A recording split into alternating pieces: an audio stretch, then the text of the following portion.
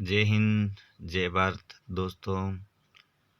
मैं लेकर आया हूँ फिर से आपके लिए वही महत्वपूर्ण राजस्थान आरबीसी बोर्ड के जो भी कक्षा 6 से 12 तक महत्वपूर्ण वन लाइनर क्वेश्चन, तो आप ज़रूर इन पर ध्यान दें। आज हम लेकर आए हैं क्लास 7 का अध्याय वन्य जीव एवं संरक्षण से संबंधित।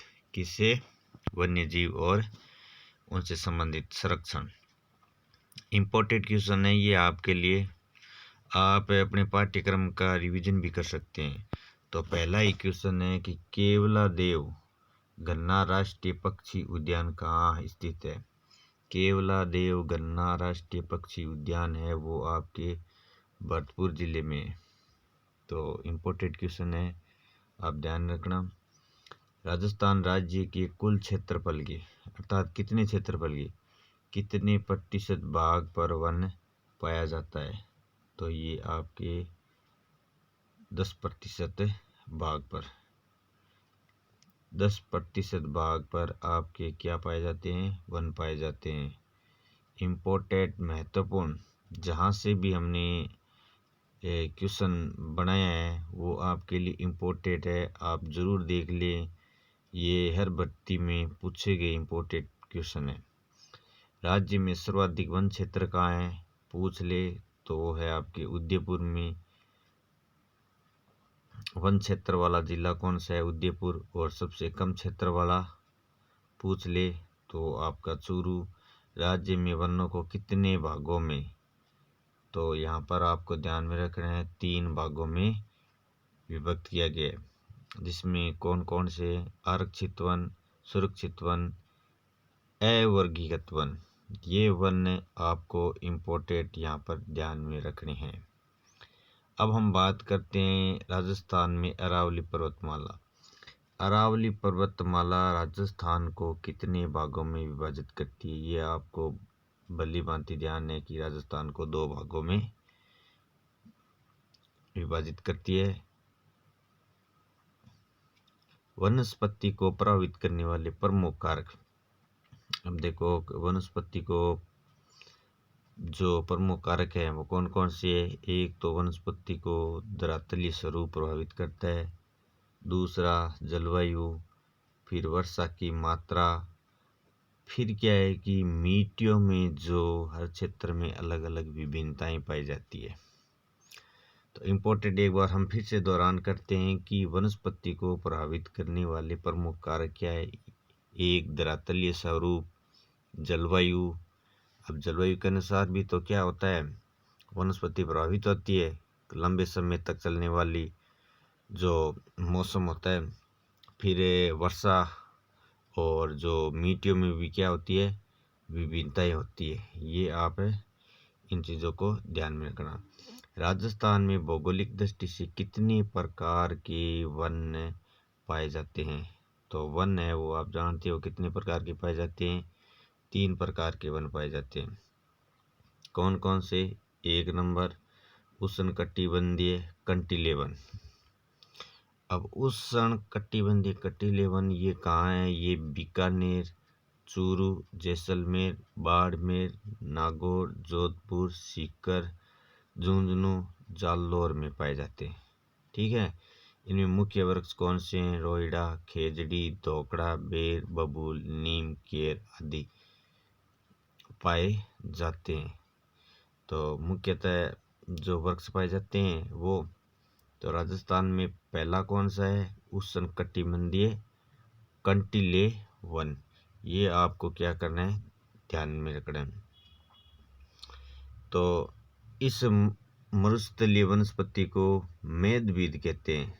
तो क्या कहते हैं? मेदबीद कहते हैं। कौन से? उष्णकटिबंधीय कंटीले वनों को क्या कहते हैं? मेदबीद कहा जाता है। ये भी परीक्षा में पूछा गया इम्पोर्टेंट क्वेश्चन है। राजस्थान का कल्प वृक्ष जानते हो आप कौन सा है? खेजड़ी। राजस्थान का राज्य पुष्प रोइडा। सेवण घास है वो सर्वाधिक कहाँ पाई जाती है? जैसलमेर में। अब हम बात करते हैं उष्णकटिबंधीय शुष्क पतझड़ वन, जिन्हें कौन से वन भी कहा जाता है, जिन्हें मानसूनी वन भी कहा जाता है। ये आपको यहाँ पे ध्यान रखना है कि मानसूनी वन भी किन्हें जाता है, उष्णकटिबंधीय शुष्क जो पतझड़ वन होते हैं ना उनको, तो इन्हें मानसूनी वन भी कहते हैं। ये वन मुख्यतः देखो कहाँ पाए जाते हैं, ये पाए जाते हैं बांसवाड़ा, डूंगरपुर, उदयपुर, चित्तौड़गढ़, कोटा, बारा, झालावाड़, अलवर, सवाईमाधोपुर, करौली, बूंदी, टोंक आदि जिलों में पाए जाते हैं। अब उष्णकटिबंधीय जो शुष्क जलवायु के अनुसार भी, मौसम के अनुसार जो शुष्कता पाई जाती है वहाँ पर, और पतझड़ वन जिन्हें मानसूनी वन भी कहते हैं, ये इन जिलों में पाए जाते हैं।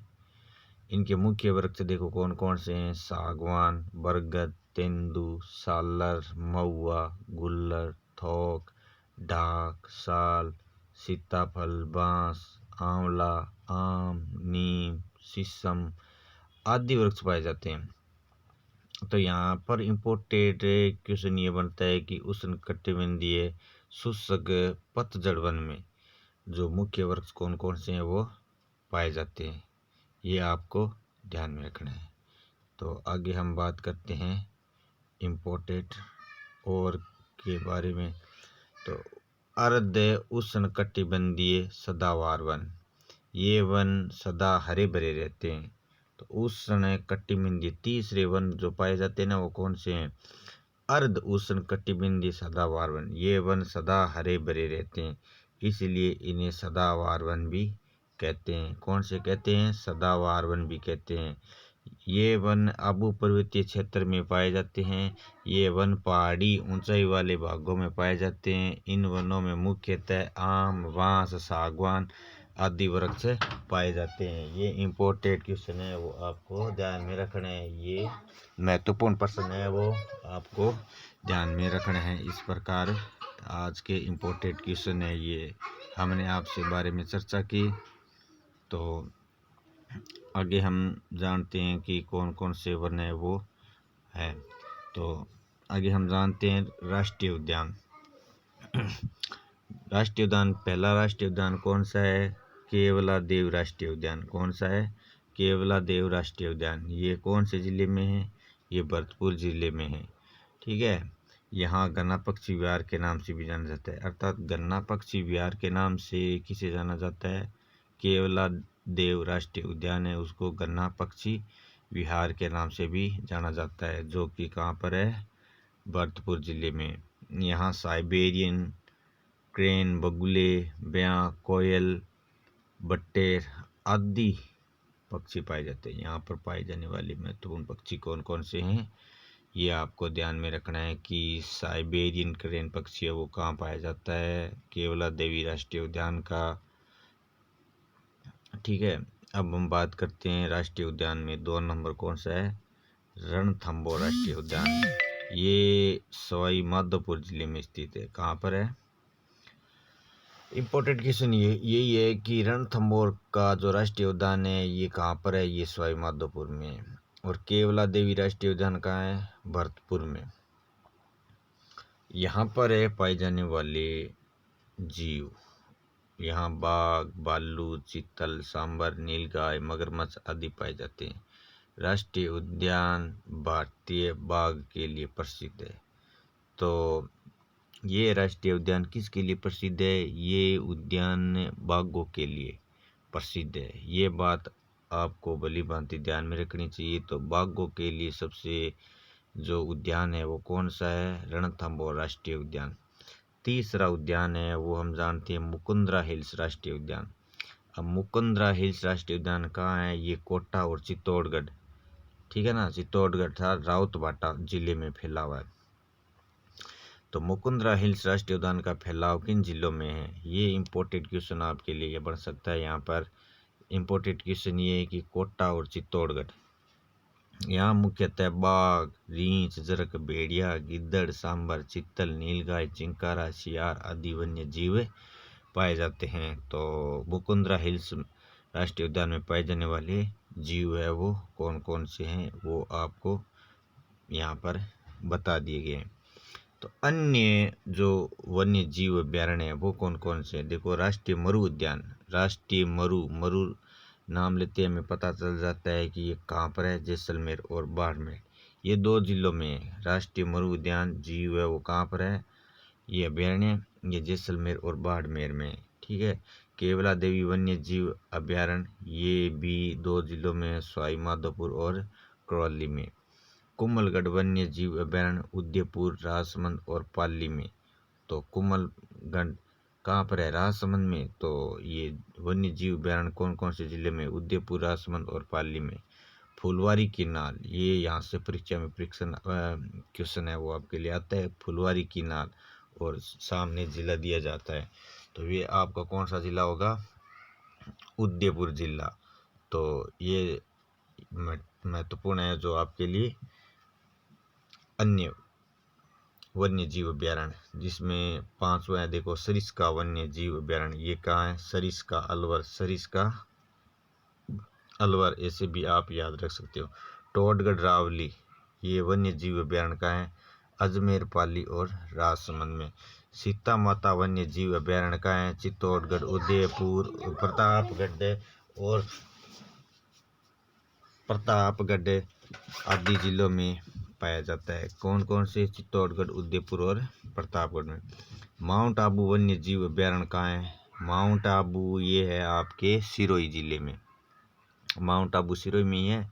तो वन्य जीव अभ्यारण्य भी कहाँ है, सिरोही में। इस प्रकार हमने अन्य महत्वपूर्ण वन्य जीव अभ्यारण्य। रामगढ़ विषधारी वन्य जीव अभ्यारण्य, तो रामगढ़ विषधारी वन्य जीव अभ्यारण्य कहाँ है, बूंदी में। जमरावगढ़ वन्य जीव अभ्यारण्य, जमरावगढ़ जैसे जयपुर में, ठीक है।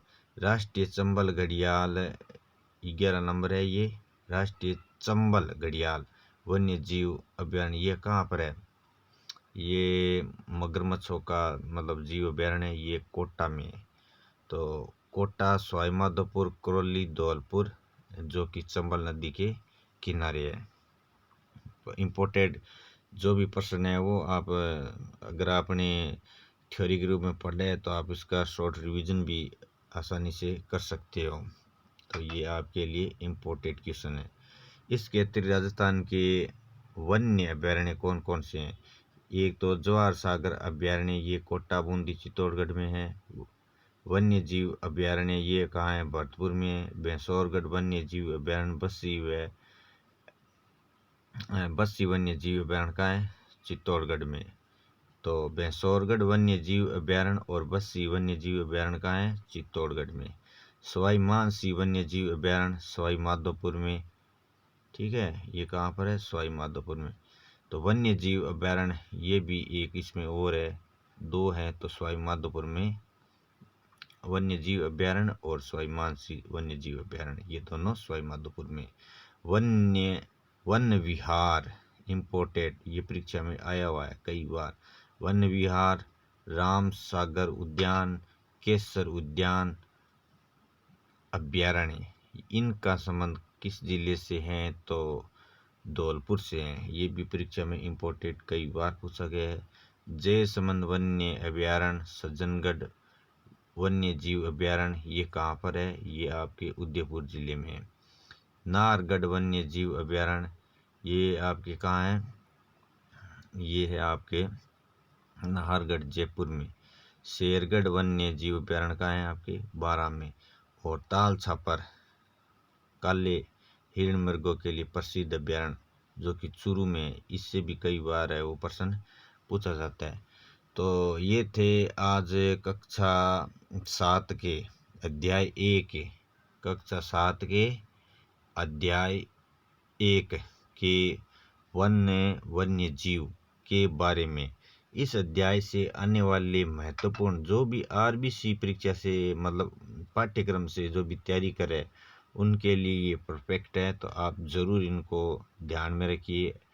आगे हम कक्षा 7 के अध्याय 2 से महत्वपूर्ण प्रश्न आपके लिए लेकर आएंगे। तो आपको वीडियो कैसा लगा, लाइक कमेंट ज़रूर करें, और अच्छा लगा तो आगे शेयर भी ज़रूर करें। बेल आइकन को प्रेस कीजिए। अगर आप नए हो तो हमारे चैनल को एक बार ज़रूर सब्सक्राइब कीजिए। तो मैं आपसे यही आशा करता हूँ कि आप वीडियो को लाइक सब्सक्राइब ज़रूर करें। धन्यवाद।